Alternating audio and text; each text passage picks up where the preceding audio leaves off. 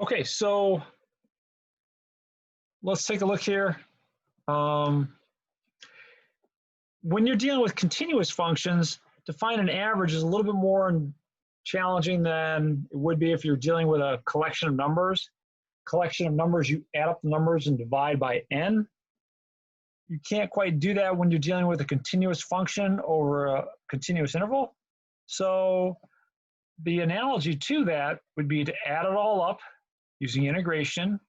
That's really finding the area, and divide by the width of your interval.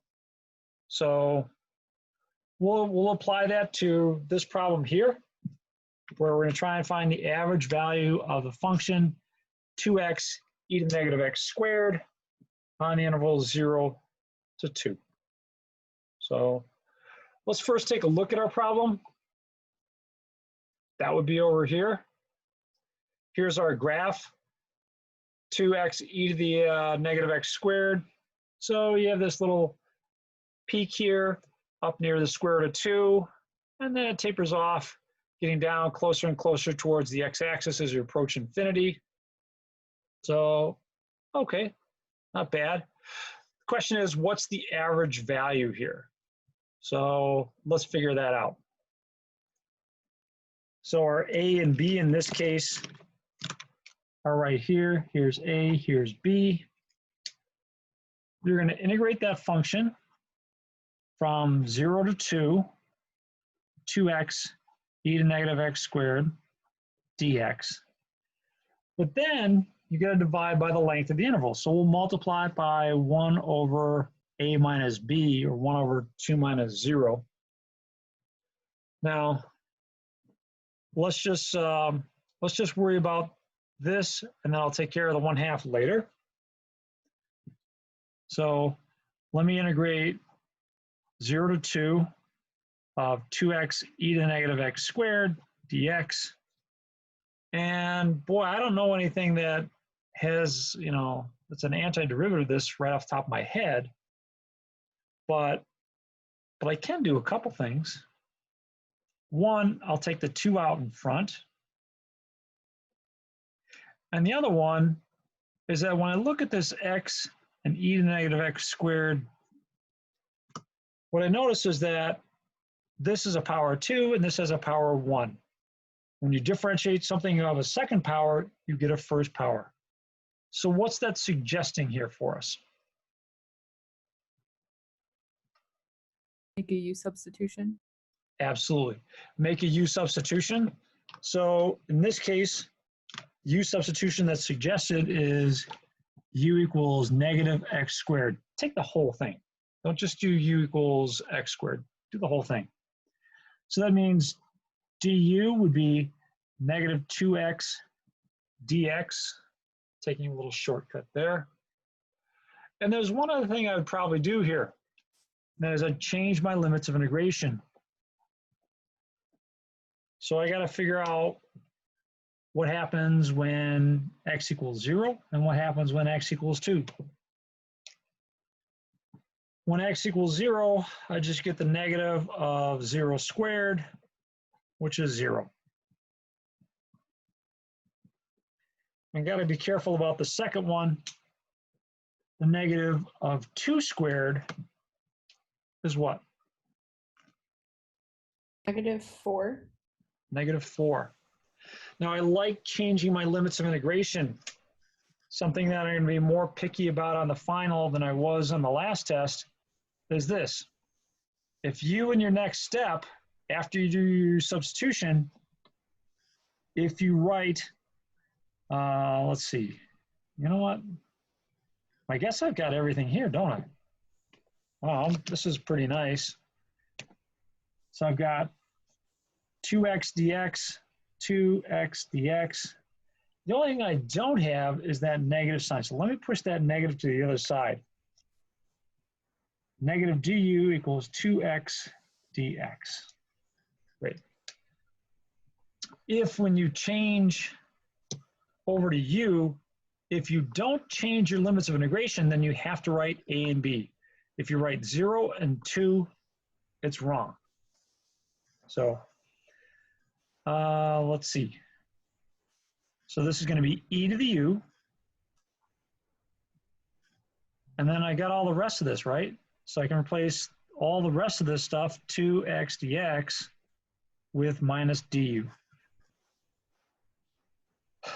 My new limits of integration are -4 instead of 2 and 0 here.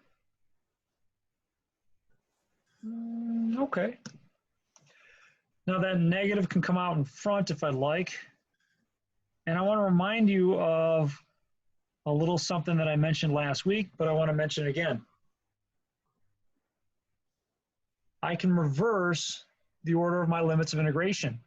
I can say, all right, you know what? Let's go from -4 to 0 because that's a little bit more natural to me. But I can't just switch them up because I want to. What other change do I have to make when I switch the limits of integration?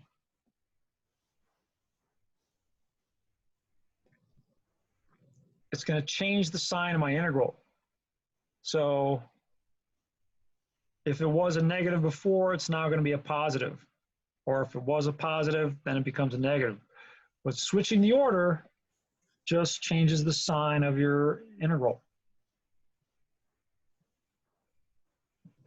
Okay, so what's the antiderivative of e to the u? E to the E to the u. Do we need the plus c? No. Should I put?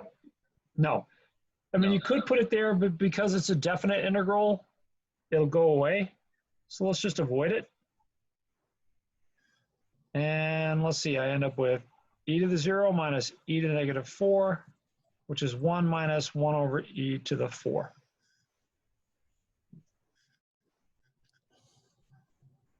Let's look at things here. There's my function. If I wanted to find something that was the average value, what's wrong with my calculation of 1 minus 1 over e to the 4? Why do I know that there's a problem with that? Can anyone tell me? Why does there have to be, why can't this value be the average value of these functions, or of this function? The range of the function. Yeah, it's outside the range. It's higher than anything in the function. It'd be like averaging numbers 1 to 6 and getting a 10. You're not going to get something higher than the numbers that you have. So that's too high. And the thing is, what we forgot, well, I didn't exactly forget it, but I didn't want to put it in right away. So I wanted to help develop some critical thinking. There's this 1 over 2 part to begin with. So when I remind myself of that, 1 minus 1 over 2 times this, now I hope I'm going to get something a little bit more reasonable. And let's see that we do. So, yeah, if I shut this one off, I turn this one on, that looks like a little bit more reasonable value. I mean, the values of y go between 0 and 0.8578 someplace and then back down. But this seems reasonable for an average value. Another way to put this average value is this. We can calculate the area here in one of two ways. You could calculate that area by integrating the area in orange and then dividing by the length of the interval. Or if you had this average height, you just find the area of the rectangle. So the area of that rectangle and the area of my shaded region are the same. You could calculate it either way. And that's what that average value is doing for you.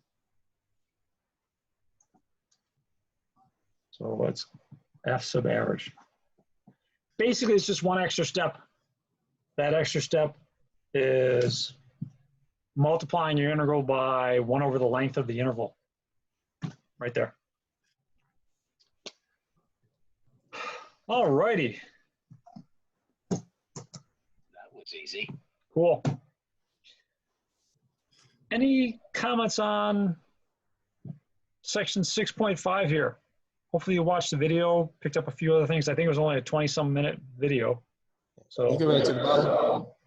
yeah, please. Then you did the one. So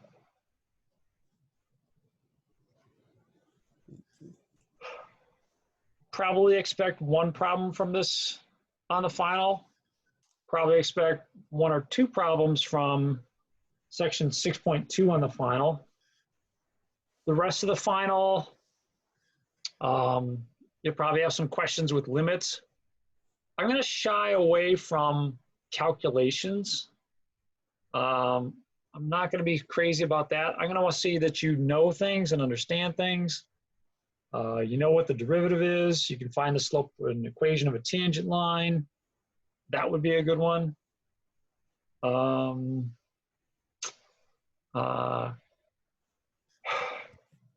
Probably an application problem like optimization someplace. I don't think I'll do Newton's method, although I think a lot of you were fans of Newton's method. And at least I hope you enjoyed learning about Newton. Probably not going to be a lot of questions asking you to differentiate. And one thing I learned from your problem on the second test is that if I want you to use logarithmic differentiation, I'll tell you, because most of you did a lot more work than you had to do, I think, the very last problem on the second test. I expected people to do logarithmic differentiation, and most people didn't. So they spent a lot more time and effort on that than they had to. So it's kind of a hint, I guess. Maybe practice your logarithmic differentiation. If I can, I'll put something out during the exam or over the weekend, you know, some more hints about things to look forward to, look over. And Terry's going to have office hours next week and probably over the weekend, maybe Sunday. So anything else here? Any questions you want to ask of me before I stop the recording and maybe say a few more things? No. All right. Well, let me stop things here. Leaves in terms of the recording.